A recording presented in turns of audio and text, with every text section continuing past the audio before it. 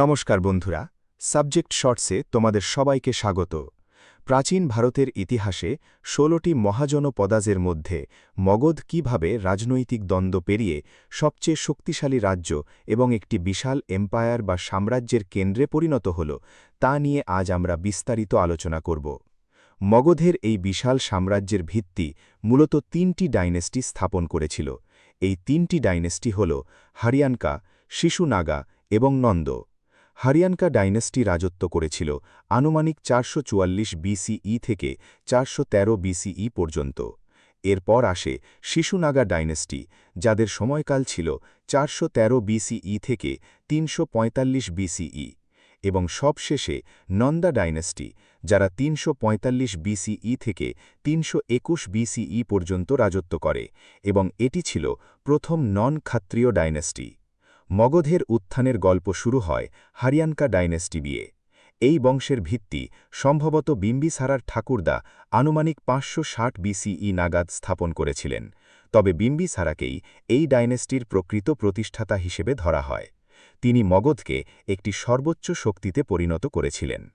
বিম্বিসারার capital ছিল রাজগৃহা, যাকে গিরিভরাজাও বলা হতো। এটি অত্যন্ত সুরক্ষিত এবং ইমপ্রেগনেবল শহর ছিল। ইতিহাসে তিনি শ্রেণিক নামে পরিচিত ছিলেন। তিনি গৌতম বুদ্ধ এবং লর্ড মহাবীরা উভয়েরই সমসাময়িক ছিলেন এবং দুজনকেই সমান সম্মান প্রদর্শন করতেন। তার সাম্রাজ্য বিস্তারের নীতি ছিল ৩টি স্তম্ভের ওপর দাঁড়িয়ে: ম্যাট্রিমোনিয়াল অ্যালায়েন্সেস, ফ্রেন্ডশিপ এবং কনকোয়েস্ট।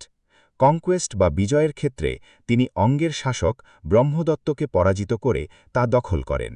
ডিপ্লোমেসি বা কূটনীতির ক্ষেত্রে অবন্তীর রাজা প্রদ্যোতের সাথে তার প্রথমে শত্রুতা থাকলেও পরে তারা বন্ধু হয়ে যান। প্রদ্যোত যখন জন্ডিসে আক্রান্ত হন, তখন বিম্বিসারা তার রাজচিকিৎসক জীবকাকে দক্ষিণাপথ হয়ে উজ্জয়িনে পাঠিয়েছিলেন চিকিৎসার জন্য।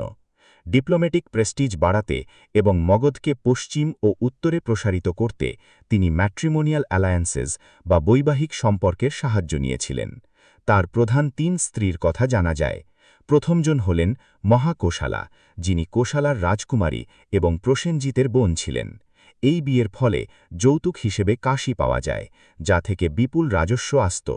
দ্বিতীয় স্ত্রী ছিলেন বৈশালীর লিচ্ছবি প্রিন্সেস চেল্লানা। তিনি বিম্বিসারার উত্তরাধিকারী অজাতশত্রুর জন্ম দেন। তৃতীয় স্ত্রী ছিলেন পাঞ্জাবের মাদ্রা ক্ল্যানের প্রধানের নাম না জানা এক কন্যা।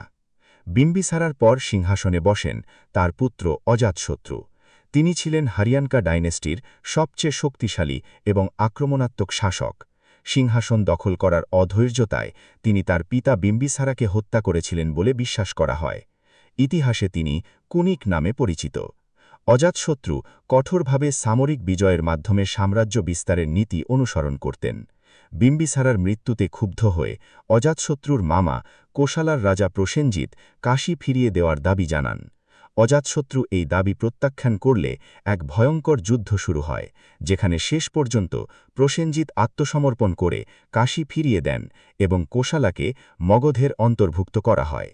এরপর তিনি তার দাদু বৈশালীর প্রধান চেটকের বিরুদ্ধে যুদ্ধে অবতীর্ণ হন। দীর্ঘ যুদ্ধের পর তিনি বৈশালীর শক্তি চূর্ণ করে তাকে মগধান এম্পায়ারের সাথে যুক্ত করেন।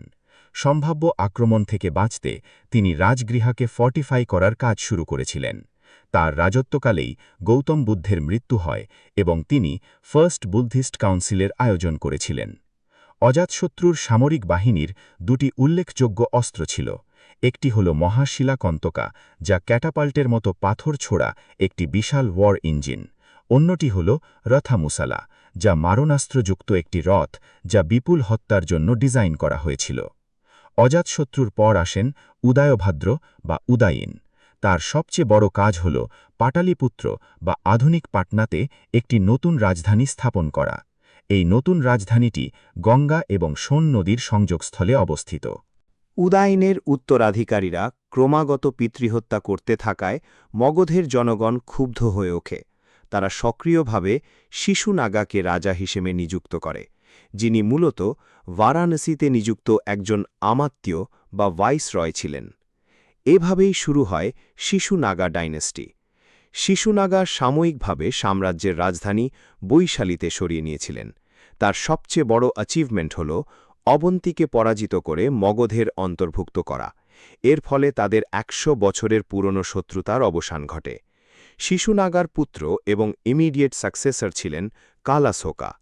পুরাণ অনুযায়ী তাকে কাকারভার্না নামেও ডাকা হতো। তার রাজত্বকালে বৈশালীতে সেকেন্ড বুদ্ধিস্ট কাউন্সিল অনুষ্ঠিত হয়েছিল। এরপর মগধের ক্ষমতায় আসে নন্দ ডাইনেস্টি। এদের উৎপত্তি নিয়ে বিভিন্ন মতভেদ আছে। ব্রাহ্মণিক্যাল টেক্সট দাবি করে যে তারা নিম্ন বর্ণের বা নন ক্ষত্রিয়া কাস্টের ছিল। পুরাণ অনুযায়ী তিনি ছিলেন একজন শিশু নাগা রাজা এবং এক শূদ্র মহিলার সন্তান, তাই নন্দদের অধার্মিকা বলা হয়েছে। অন্যদিকে বুদ্ধিস্ট টেক্সটস তাদের অন্নাতকুলা বা অজ্ঞাত বংশের বলে বর্ণনা করেছে। এই নন্দ ডাইনেস্টির প্রতিষ্ঠাতা ছিলেন মহাপদ্মানন্দা। তাকে ঐতিহাসিকভাবে ভারতের প্রথম এম্পায়ার বিল্ডার বা সাম্রাজ্য নির্মাতা হিসেবে স্বীকৃতি দেওয়া হয়। তার বিশাল সেনাবাহিনীর জন্য পালি টেক্সটসে তাকে উগ্রসেনা বলা হয়েছে। তিনি কুলিঙ্গ জয় করে সাম্রাজ্যের অন্তর্ভুক্ত করেন এবং বিজয়ের স্মারক হিসেবে একটি জিনা ইমেজ নিয়ে আসেন।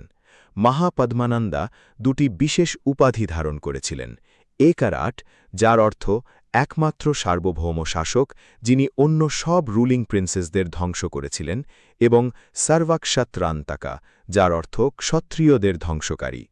নন্দবংশের শেষ গুরুত্বপূর্ণ রাজা ছিলেন ধানানন্দা। গ্রিক ক্লাসিক্যাল লেখকরা তাকে আগ্রামিজ বা জ্যান্ড্রামিজ হিসেবে চিহ্নিত করেছেন।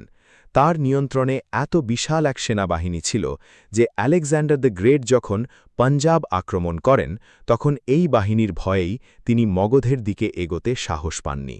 ধানানন্দাকে নন্দোপক্রমা নামক একটি বিশেষ পরিমাপের মানদণ্ড তৈরির কৃতিত্ব দেওয়া হয়, কিন্তু তার অত্যধিক লোভ এবং শোষণের কারণে তিনি সাধারণ মানুষের কাছে গভীরভাবে অজনপ্রিয় হয়ে ওঠেন, আর এই সুযোগকেই কাজে লাগিয়ে চন্দ্রগুপ্ত মৌর্য তাকে ক্ষমতাচ্যুত করেন, যার মাধ্যমে মগধে মৌর্য সাম্রাজ্যের উত্থান ঘটে। আজকের মতো আমাদের ইতিহাস পরিক্রমা এখানেই শেষ হচ্ছে। কনসেপ্টগুলো পরিষ্কার করে বুঝতে এবং এমন আরও বিস্তারিত ব্যাখ্যামূলক ভিডিও পেতে সাবজেক্ট শর্টসের সাথেই থেকো।